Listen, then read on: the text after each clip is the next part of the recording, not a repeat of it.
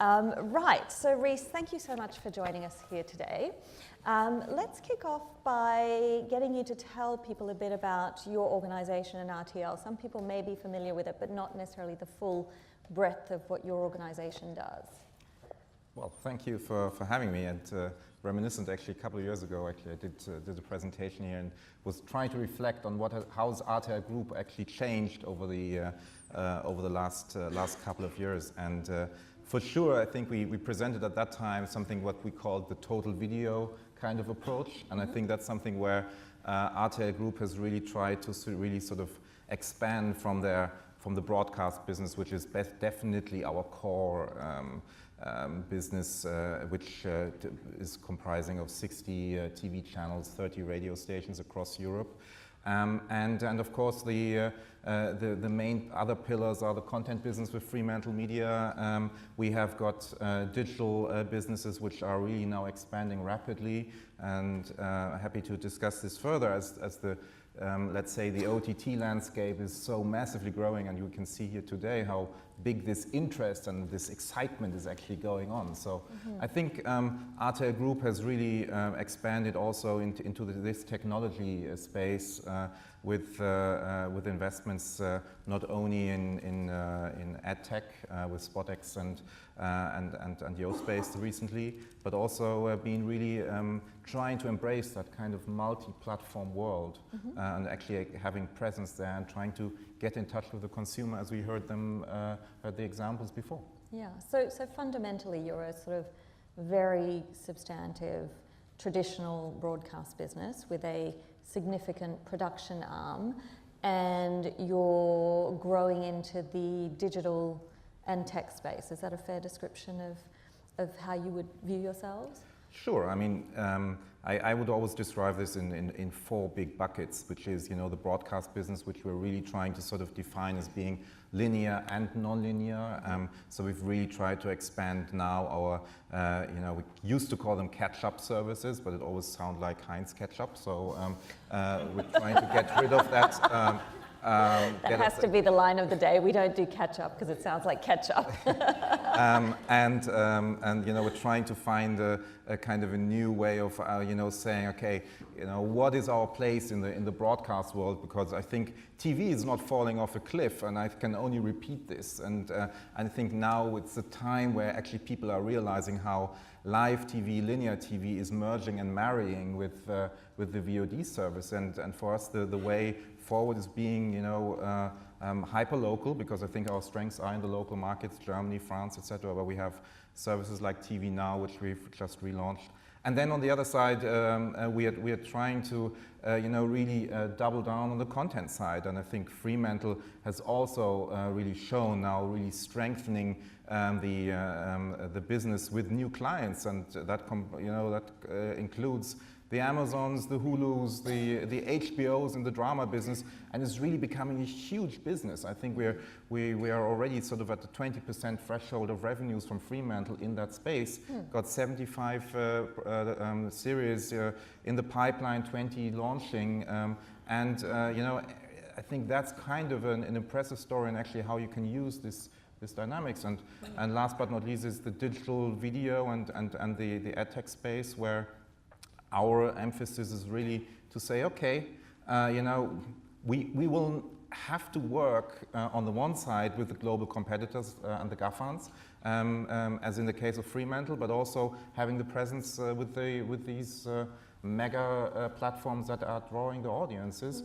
On the other side, and that's a typical frenemy approach, we do want to keep a little bit of control of what's happening with our data and our consumer things through the technology that's driving it, whether it's ad serving or dynamic. So I'd like to come back later on to that relationship of, you know, where Fremantle fits in within your core business vis-a-vis these external players.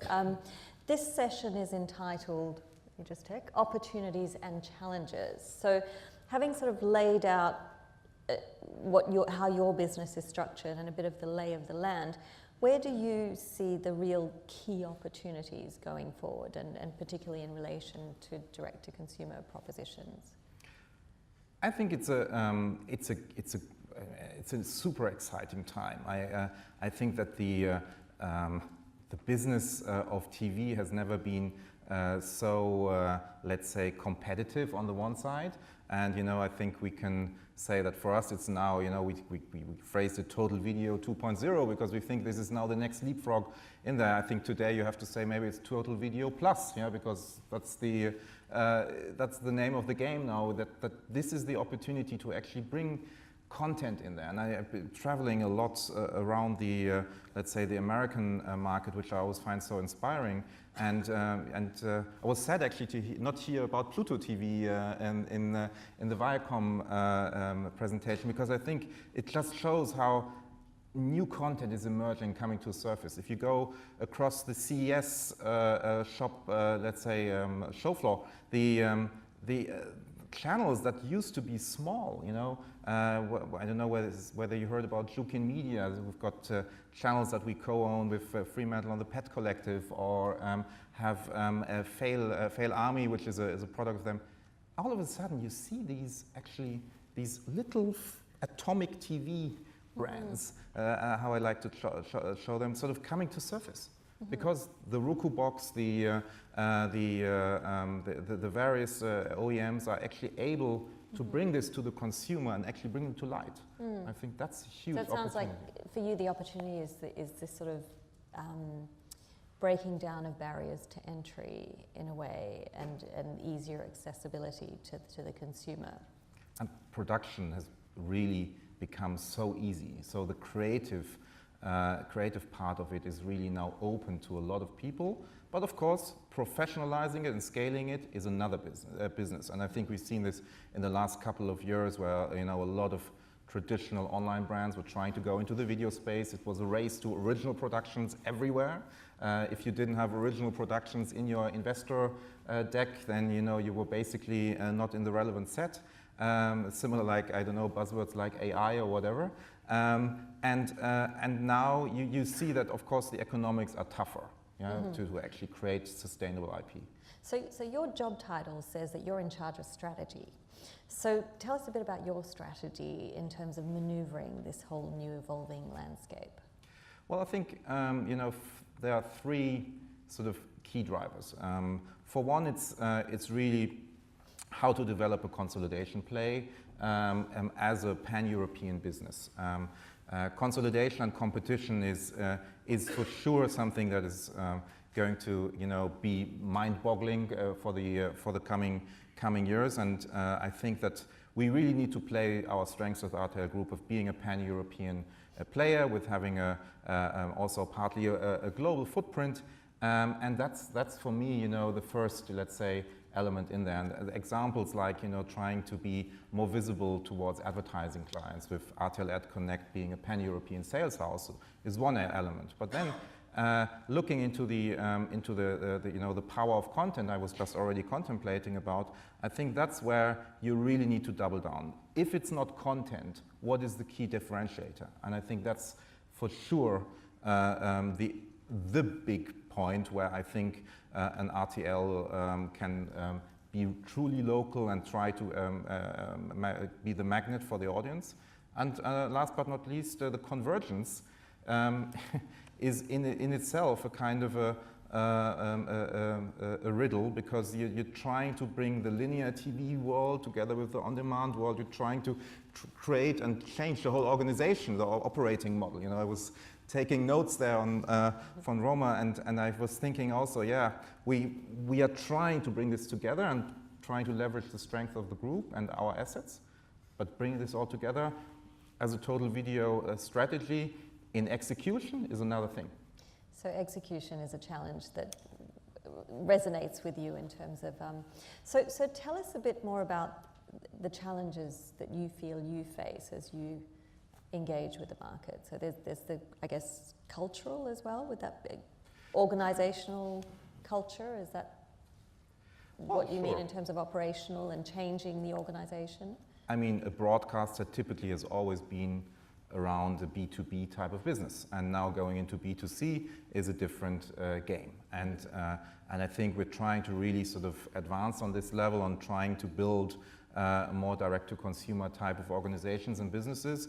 But it's a tough call, and I think we've got let's say already some experience, for instance, in the Netherlands, where we were one of the first ones to go head-on with Netflix a couple of years ago with Videoland, and we did our sort of learnings around that, and so that's a key let's say knowledge sharing kind of and learning exercise that we have to do internally to see how to bring this forward.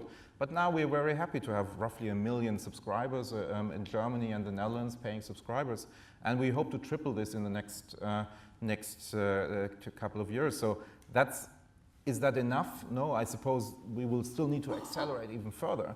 But that's one of the challenges in actually trying to level out the potential declining linear reach versus actually building and growing new audiences and measuring them, by the way. Yeah. So you talked about your strategy being really built on 3 key pillars, which were being regional player, content, and convergence, I think. So let's talk a bit about the fact that you're a regional player, which is quite different to, say, Viacom, certainly different to CBC, and I think in my opening comments I touched on the fact that we're seeing this mass consolidation, which you also mentioned, in the market. Looking around at what's happening, I mean, you said Fremantle obviously is a global operator, but fundamentally that the channel, the media distribution business of RTL is a regional player. How do you feel as you see this sort of increasing consolidation happening around you? Does it worry you? Do you feel you need to expand beyond your region? What are your thoughts on all of that?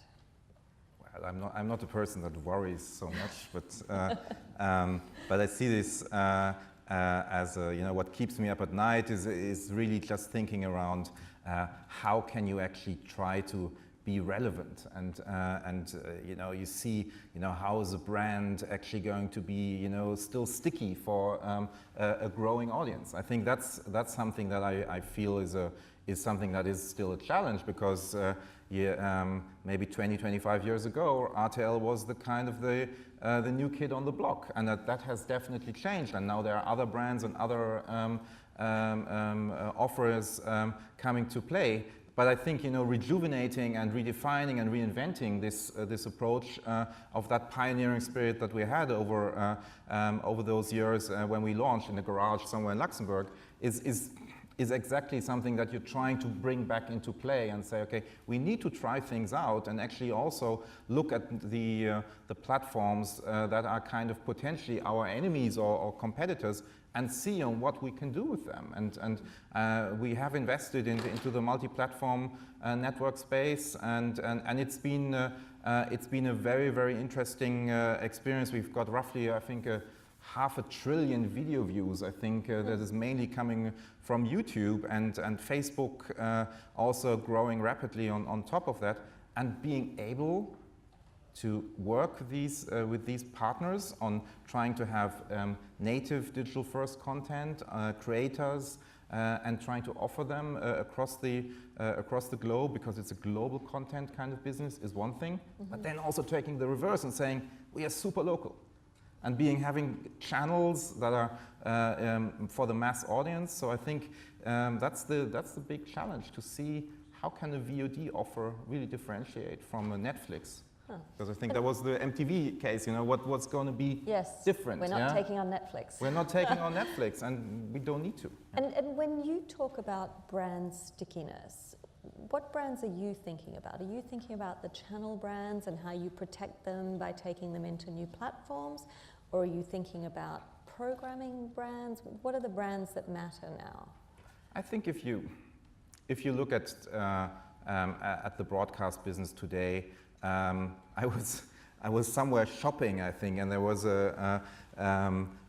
just overhearing a conversation of 2 teenage girls, and they were trying to discuss a fictional series or event series that was actually airing on one of our channels, and they were sort of saying it was a story about the Adidas brothers, which was the event series that we all broadcasted, and they were sort of did you see this yesterday? and then said, yeah, where was it? And they went through the whole channel slate. ARD, ZDF, Pro7, Sat1. I think at the end they came to RTL, but they said, no, that's not RTL. So it was kind of very, very much an interesting, just over here, hearing a conversation. I think the consumer doesn't really care about the channel brand, but ultimately they still go there. They try to find something that is relevant to this. So being able to bring content format brands in there that we have on our channels is relevant, but it needs to be in the mind of the consumer. Okay. So I'm going to open this up to questions at this point because we have a few minutes left. Do we have questions in the audience? This is your big chance to ask Mr. RTL about his strategy. Here's a question at the front. Bill Gash, CSG. Quick question. You're not taking part in 7TV. You've decided not to join the joint venture. What are your reasons for that? Did everyone hear the question? Sorry, shall I repeat it? Do you mind? Thank you. Loudly, unless we have a microphone anywhere. Do we have a microphone? There's one coming down. Okay, question. Sorry. It's because I'm so close. Thank you. Bill Gash, CSG. So just a question about 7TV, the joint venture between Pro7 and Discovery. RTL very publicly declined the invitation to be part of that. And obviously when you're talking about consolidation, one would have felt that would have been an opportunity to strengthen numbers to join. What were your reasons for not joining that? I think you have always a little bit of an evolution of the actual products being launched.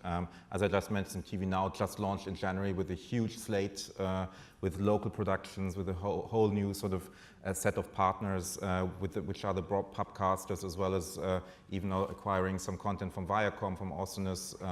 And that's kind of rolling, and I think the timing there was not great. If you look back, actually we've always advocated a partnership in the German broadcast space to actually have a German Hulu. We were actually declined this by the cartel authorities at that time, and it would still be kind of a difficult one to actually surpass at the given point of time in the regulation. But nevertheless, the timing here for that kind of partnership is not great, as we basically are in the middle of a massive launch of TV Now. And I'm not ruling out that we could, find a way sort of going forward at some point, as we really think that it is important for broadcasters to work together. And I can take the opposite example in France, where we are actually working with Salto, with TF1 and the France Télévisions, actually on a joint product. So I think we are kind of open to these partnerships, but it's also then a moment of time that you need to find for the right moment to engage in a partnership. Thank you. And what the terms are. Other questions? Question over here. Hi, Simon Keelhan again. Can you just get a microphone? Hi, Simon Keelhan, 3Vision again. What's your view on retransmission fees across Europe and where that's heading? That's a good question. I think that with our platform partners, the big debate is all around the data part.